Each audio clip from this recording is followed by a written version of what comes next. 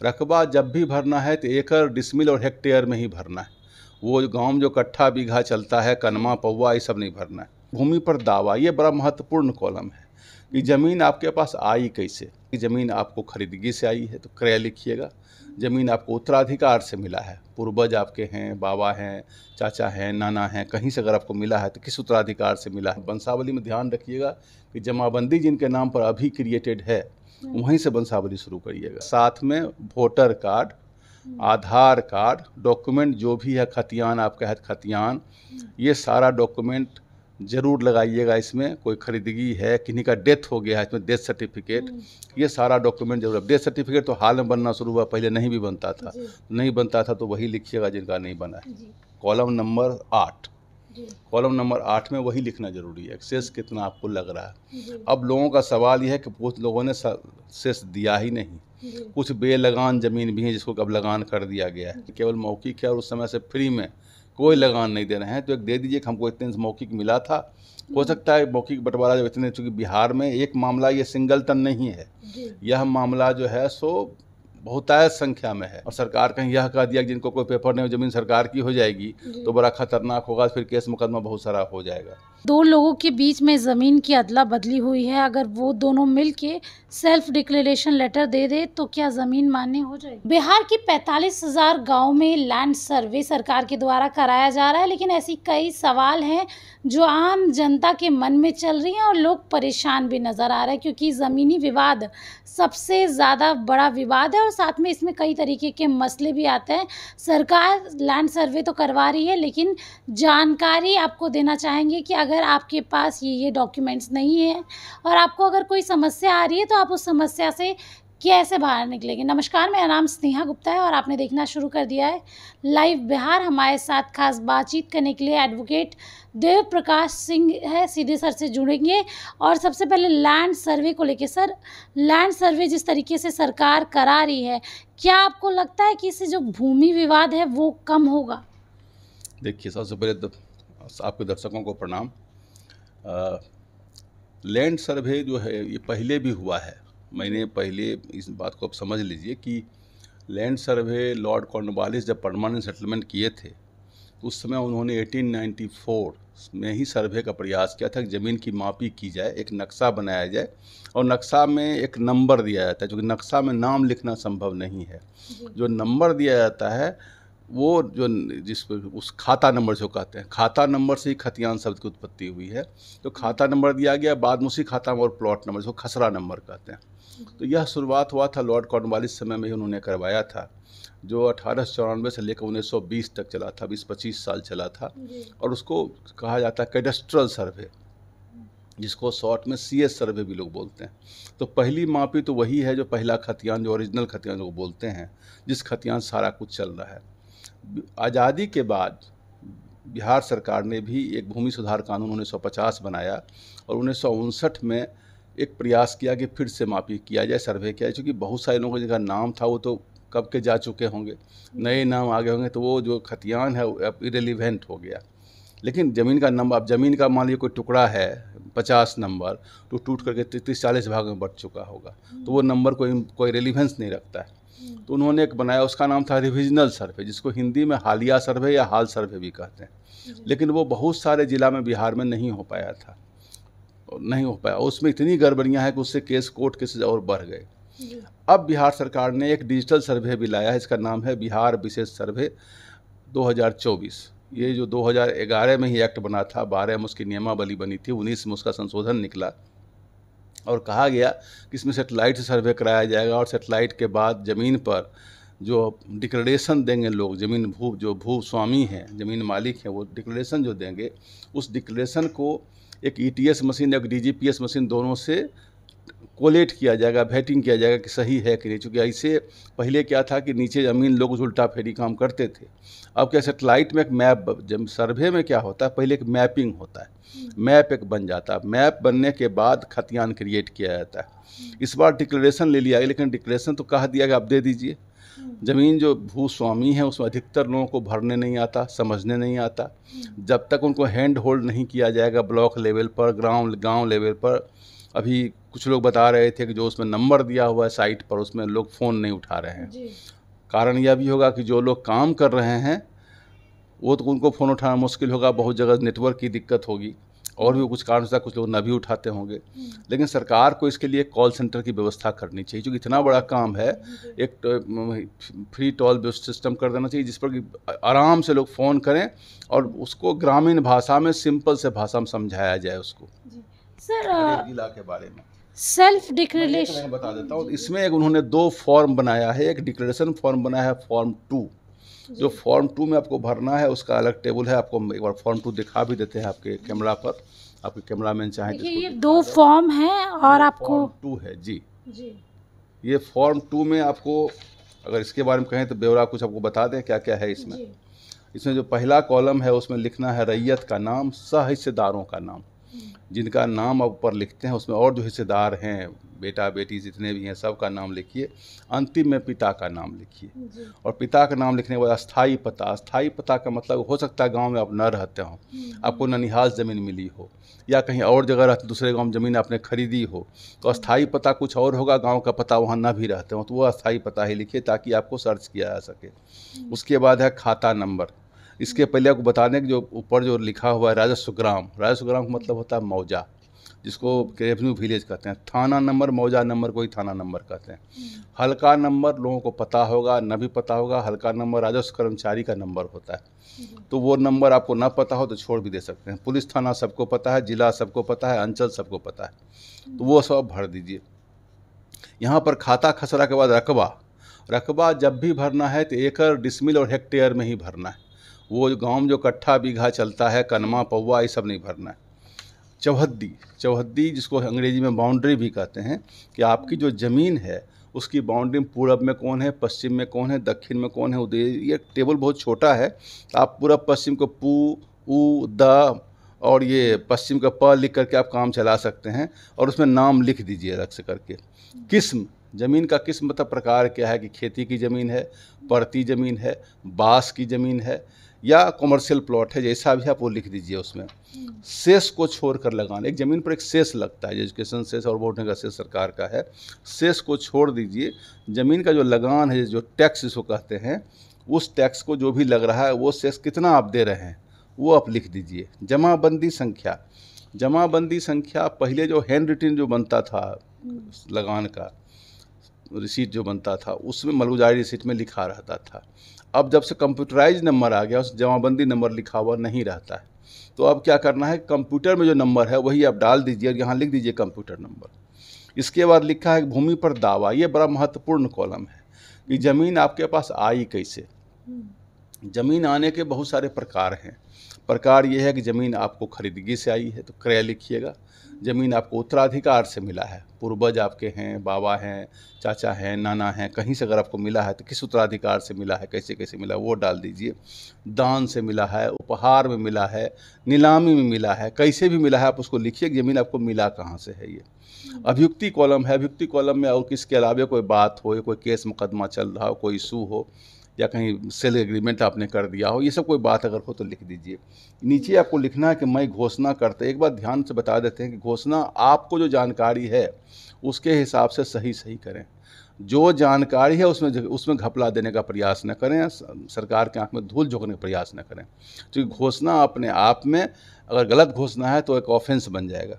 तो ये नहीं करेंगे। जिनको जो आता है जानबूझ करके गलती से, जो नहीं पता है वो अलग बात है, लेकिन जो आपको जानकारी है वो सही सही प्रविष्टि इसमें करें, उसके अंदर करें।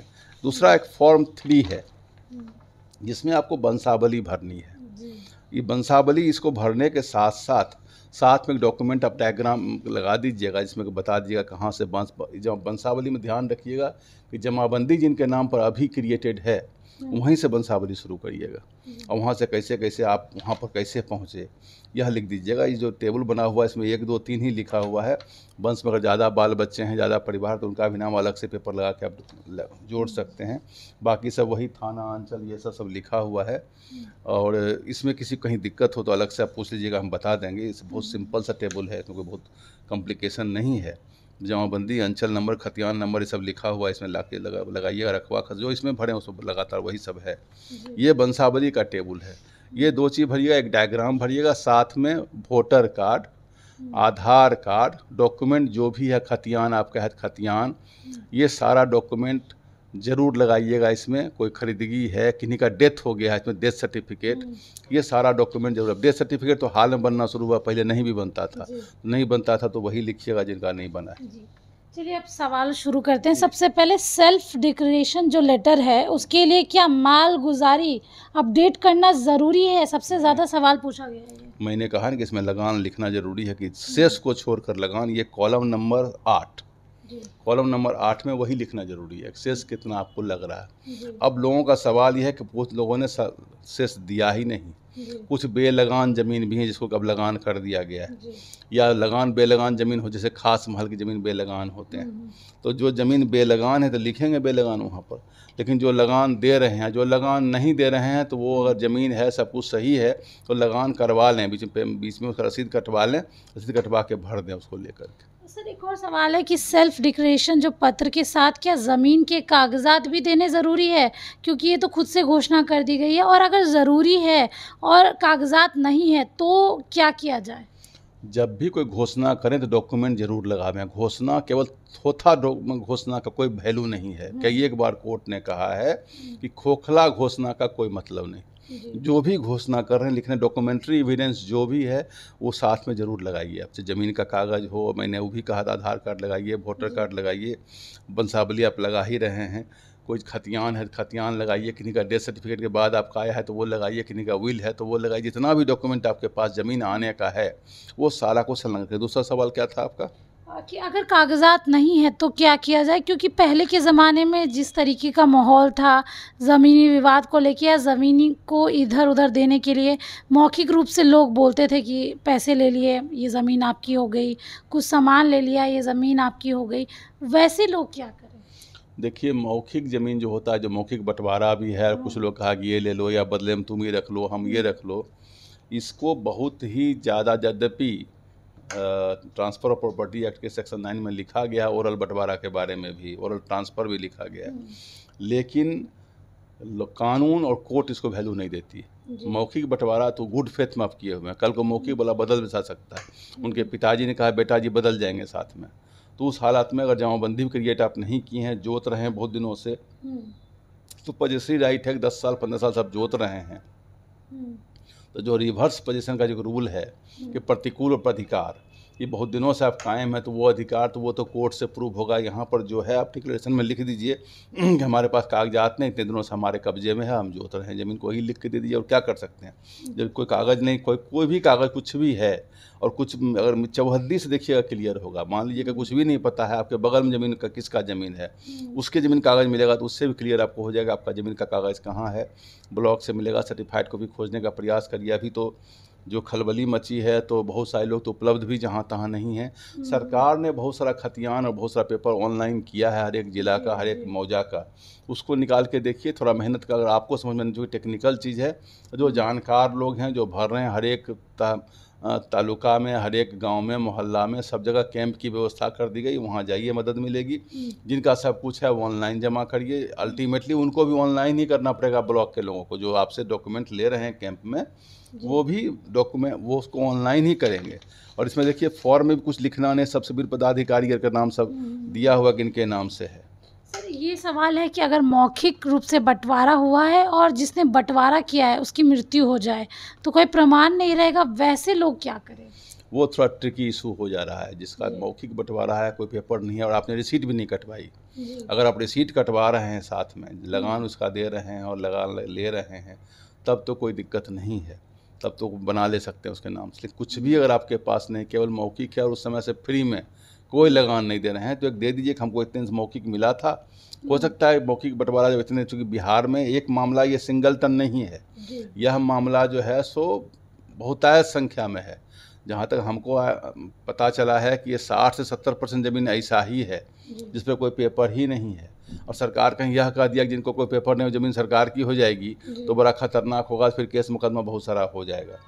तो यह ध्यान रखना है कि जिनके पास कोई पेपर नहीं भी है तो अब पेपर बनाने का एक मौका मिला है, पेपर क्रिएट करने इसके संदर्भ में जितना भी हो सकता है इस बार तो बनाने का मौका मिला है। तो जो भी बना के भर के अपना पेपर नहीं आते, क्योंकि प्रॉपर्टी कोई भी रखिए डॉक्यूमेंटेशन जरूर रख के रखिए। सर, जिन दो लोगों के बीच में ज़मीन की अदला बदली हुई है, अगर वो दोनों मिलके सेल्फ डिक्लेरेशन लेटर दे दे तो क्या ज़मीन मान्य हो जाएगी? हाँ, स्वैपिंग है, अगर दोनों लिख के दे देंगे सहमति तो कोई दिक्कत नहीं, लेकिन आप जो कहा कि इनका डेथ हो गया है, उनके बाल बच्चे अगर लिख के दे देंगे तो भी हो जाएगा। सर, जब वेरिफिकेशन करने के लिए जाएंगे, सर्वे करने के लिए जाएंगे अधिकारी, और उस समय अगर उस ज़मीन के मालिक या फिर जो भी रह रहे हैं वो वहाँ नहीं हो, तो क्या कुछ ऑल्टरनेटिव उपाय है इसका? आपके बदले कोई आपका प्रतिनिधि रहेगा, और न भी रहेगा तो आपको सूचना देंगे, बुलाएंगे, हो सकता है फ़ोन करेंगे कि आप फ़ोन से, आपको फ़ोन नंबर तो यहाँ देना ही है, आपको मोबाइल नंबर भी देना है, आधार संख्या मैंने कहा सब भरना है इसमें। तो फ़ोन नंबर देंगे, फ़ोन नंबर ध्यान रखिएगा, वो phone number working phone number हो। बहुत लोग कोर्ट में मेरी तरह रहते हैं या ऐसे जगह है जहाँ फ़ोन नहीं उठा सकते हैं, तो मिस कॉल देख करके बाद में कॉल करें। सरकार के लोग जो हमको लगता है फ़ोन के साथ साथ मैसेज की व्यवस्था भी रखें, मैसेज करें तो मैसेज रिप्लाई करें, लोग बात करें, क्योंकि किसी का फंडामेंटल राइट ज़मीन जो है, कॉन्स्टिट्यूशनल संवैधानिक अधिकार है, किसी का ज़मीन न जाए, ये सरकार को भी देखना पड़ेगा। कागज़ की जो स्थिति, डॉक्यूमेंट की स्थिति है वो सबको पता है। सर, भाइयों के बीच बंटवारा हो रहा है, अगर कोई भाई मौजूद नहीं है उस समय, तो क्या उसका मौजूद रहना ज़रूरी है या उसके हस्ताक्षर ज़रूरी है? अगर वो नहीं आ पाया तो उस दौरान क्या किया जा सकता है? बहुत भाई है जो विदेश में है और कहीं नौकरी कर रहा है तो नहीं आ सकता है। दूसरा भाई अगर सही से तरीके से भर के दे रहा है, और जो भाई बाहर हैं वो पेपर ऑनलाइन खोल करके देख लें सब कुछ सही है कि नहीं है, तो सब कुछ सब कर लें। अदरवाइज बहुत जगह तो यह भी होगा कोई भाई अपने नाम से ही सब कुछ भर के दे देगा, तो ऐसे हालत में गड़बड़ी का बहुत चांस है। तो ये सब चीज़ लोग देखें, क्योंकि प्रॉपर्टी का मामला लोग को बेईमान बनाता है। तो हम सबको कहना चाहेंगे जो भी जहाँ पढ़ें अपने संपत्ति को अपने आँखों से देखें। सर, अगर कोई हिस्सेदार नहीं आ पाए तो उस समय वो क्या करे? वो किस तरीके से अपनी ज़मीन के बारे में जाने, या फिर अगर वो नहीं आ पा रहा है तो कई तरीके की बातें सामने आती है, जैसा आपने बताया कि सबसे बड़ा विवाद ज़मीन विवादी है, तो वो किस तरीके से अपना सर्वे करवाएगा, या उसकी गैर मौजूदगी में वो सर्वे होगा? सर्वे वो गैर मौजूदगी में भी होगा, डिक्लेरेशन ऑनलाइन ही है, और अपील का भी 3 स्टेज दिया हुआ है वो भी ऑनलाइन ही हो जाएगा। इसलिए ऐसा कोई दिक्कत नहीं। अगर आपको लग रहा है कि आपके हिसाब से नहीं है तो ऑब्जेक्शन आप क्रिएट करिए, और ऑब्जेक्शन सही होगा तो आपको देखा जाएगा। ऐसा उसमें तो इसलिए दिया गया कि डिक्लेरेशन तो लोग गलत भी दे सकते हैं, तो उसको वेरीफाई तो किया जाएगा, और डिक्लेरेशन जो भी आप दें सबका सत्यापन होगा। डिक्लेरेशन देने से किसी का ज़मीन नहीं हो जाएगा। डिक्लेरेशन तो प्राइमरी डॉक्यूमेंट है। अब इस डॉक्यूमेंट के स्टेज जितना भी आप लिखे हैं सबको सर्टिफाई किया जाएगा, सत्यापन किया जाएगा, वेरीफाई किया जाएगा, कि जांच की जाएगी कि सही है कि नहीं है, उसको जांच करके ही लिखा जाएगा इन चीज़ों को। सर, एक सवाल ये भी है, कमेंट सेक्शन में बहुत आता है और हमारे व्यूअर्स पूछते भी हैं कि उनके पास पूर्वजों की ज़मीन है, लेकिन उस समय में मृत्यु प्रमाण पत्र नहीं बने जाते थे, तो वो लोग क्या करें? अपने पूर्वजों का मृत्यु प्रमाण पत्र कहाँ से लाएं? मृत्यु प्रमाण जिनके समय नहीं बनती थी तो कोई बात नहीं, जब बनती ही नहीं थी कहाँ से लग देंगे? अंदाज से लिखेंगे फलाने साल उनकी मृत्यु हो गई थी, और क्या। बहुत लोग अंदाज से ही लिखेंगे फलाने साल मृत्यु हो गई। बहुत लोगों को जन्म भी नहीं पता है। अभी भी बहुत सारे लोग समाज में हैं जिनका 80 साल उम्र होगा, 75 साल उम्र होगा, वो लोग ऐसे ही बताएंगे कि उस साल बारिश अधिक हुई थी, उस साल उस महीना का था, पिछला पक्ष था या पहला पक्ष था, ऐसे ही बताते हैं। तो वो कोई बहुत बड़ी बात नहीं है, जितना पता है उतना आप लिखिए, उससे कोई अधिकार ना बनेगा ना बिगड़ेगा। तो चलिए देखिए, ये जो सवाल थे ये लगातार दर्शक पूछ रहे थे ज़मीनी विवाद को लेके। आखिरकार ज़मीनी विवाद की अगर हम बात करें तो बिहार में सबसे ज़्यादा देखने को मिलता है, और ज़मीन एक ऐसी चीज़ है जिसकी वजह से भाई भाई में लड़ाई हो जाती है। तो सरकार तो करा रही है लैंड सर्वे, और ये सारे सवाल दर्शकों के थे, उनके जवाब आपको मिल गए होंगे। आपको वकील साहब ने बताया कि किस तरीके से आप फॉर्म भरें, किस तरीके से आपके पास अगर डॉक्यूमेंट्स नहीं है तो आप ऑनलाइन जाके डॉक्यूमेंट्स ले सकते हैं, और लैंड सर्वे जब हो रहा है तो आपको इसके कितने फ़ायदे होंगे। बने रहिए हमारे साथ, तब तक के लिए बहुत बहुत शुक्रिया।